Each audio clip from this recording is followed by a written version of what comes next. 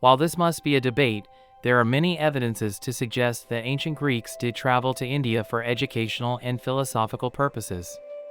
One of the most well-known Greek scholars who traveled to India was Pythagoras, the mathematician and philosopher who is best known for the Pythagorean theorem. It is believed that Pythagoras traveled to India in the 6th century BCE to study philosophy and mathematics with Indian sages.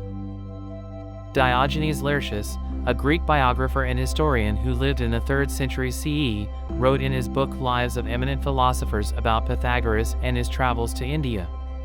According to Laertius, Pythagoras traveled to Egypt and India to learn philosophy and mathematics from the sages of those regions. In particular, Laertius wrote that Pythagoras spent time in India studying with the Gymnosophists, or naked philosophers, who were known for their ascetic practices and deep understanding of philosophy and spirituality. Laertius wrote that Pythagoras learned about the transmigration of souls, the doctrine of karma, and the idea of a universal soul or consciousness from the Indian sages. Laertius also wrote that Pythagoras brought back many of the ideas he learned in India to his own teachings, including the idea that numbers and mathematics are fundamental to understanding the universe. Pythagoras believed that numbers represented the essence of all things, and that the study of mathematics was a path to spiritual enlightenment. Overall, while the details of Pythagoras' travels to India are not clear, Diogenes Laertius' accounts suggest that Pythagoras was heavily influenced by Indian philosophy and spirituality, and that his teachings were shaped in part by his experiences in India. In any case, whether or not Pythagoras actually traveled to India, his ideas had a profound impact on Western philosophy and mathematics, and his legacy continues to be felt today. Another Greek philosopher who traveled to India was Apollonius of Tyana, who lived in the 1st century CE. Apollonius was a student of Pythagoras and is said to have traveled to India to study philosophy, religion, and the teachings of the Brahmins. Philostratus, a Greek writer and sophist who lived in the 2nd century CE, wrote extensively about Apollonius of Tyana in his book The Life of Apollonius of Tyana. Philostratus describes how Apollonius traveled throughout the ancient world, including to India, in his quest for knowledge and wisdom. According to Philostratus, Apollonius traveled to India to study with the sages and Brahmins, who were renowned for their knowledge of philosophy, religion, and spirituality.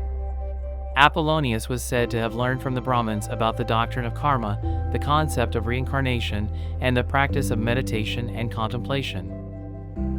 Philostratus provides many details about Apollonius' experiences in India, including his conversations with the Brahmins, his observations of Indian customs and religious practices, and his accounts of the natural wonders and animals he encountered on his travels.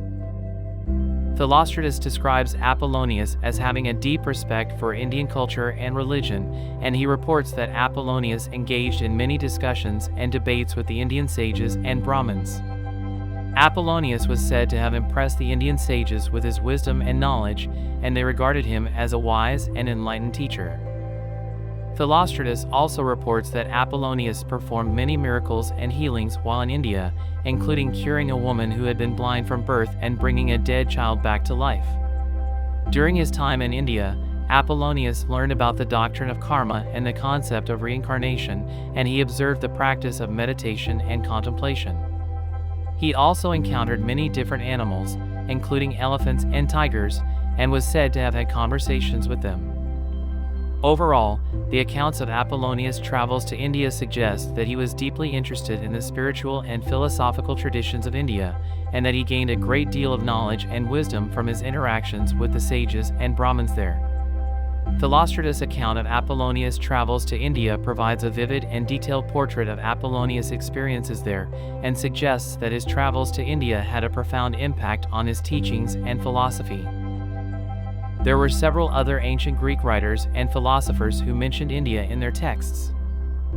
The Greek historian Herodotus, who lived in the 5th century BCE, wrote extensively about India in his book The Histories. He described the geography, customs, and religion of India, and provided some of the earliest accounts of the country in the Western world. Megasthenes, who was a Greek ambassador who served at the court of the Mauryan Emperor Chandragupta in the 4th century BCE. He wrote a book called Indica, which provided a detailed account of India's geography, culture, and society. The Greek geographer Strabo, who lived in the 1st century BCE, wrote about India in his book Geography. He described India's geography, climate, and natural resources, and provided accounts of the customs and religions of the people who lived there. And finally, the Roman writer and naturalist Pliny the Elder wrote about India in his book Natural History. He provided accounts of the flora and fauna of India, as well as descriptions of the country's trade and commerce. So overall, while the extent of Greek travel to India for educational purposes is not fully known, there is evidence to suggest that such travel did occur and that there was a cross-cultural exchange between Greece and India during ancient times. Thanks for watching.